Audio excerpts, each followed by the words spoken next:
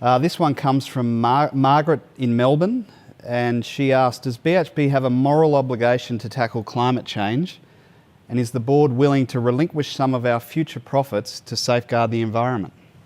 Well, Margaret, yes, we have a moral obligation to combat climate change, but we don't have to relinquish any of our profits because we think that mitigating climate change is good business and for BHP.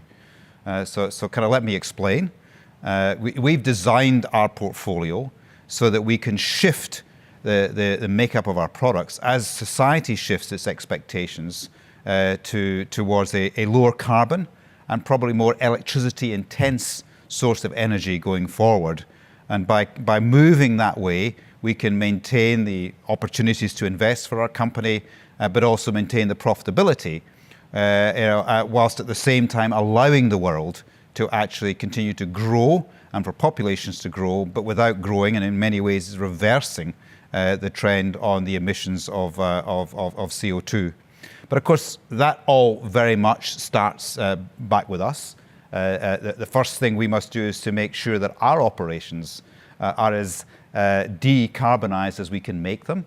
And we have a target for the next 5 years to keep our carbon emissions flat, even though we'll be growing our production. And to be honest, we've been having a target like that since 2006. And since then, we've actually seen our carbon emissions drift down slightly, but we've produced an awful lot more material so that our BHP product today is probably at half the carbon intensity it would have been back in 2006. But we want to go further than that. And so we've also set a long-term goal that by 2050 we'll be carbon neutral, which means that we'll continue, I think, to grow the production of BHP.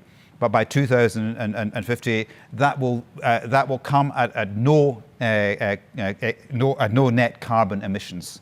So through the use of more renewable or less carbon intense sources of power for operations, greater support for things like reforestation and the preservation of wilderness, and just making everything much more efficient, we will be able to produce all the iron ore, the coal, copper, and the oil and gas, and some that we produce today, but in a net basis will not be emitting any additional molecule of CO2 into the atmosphere from 2050 onwards.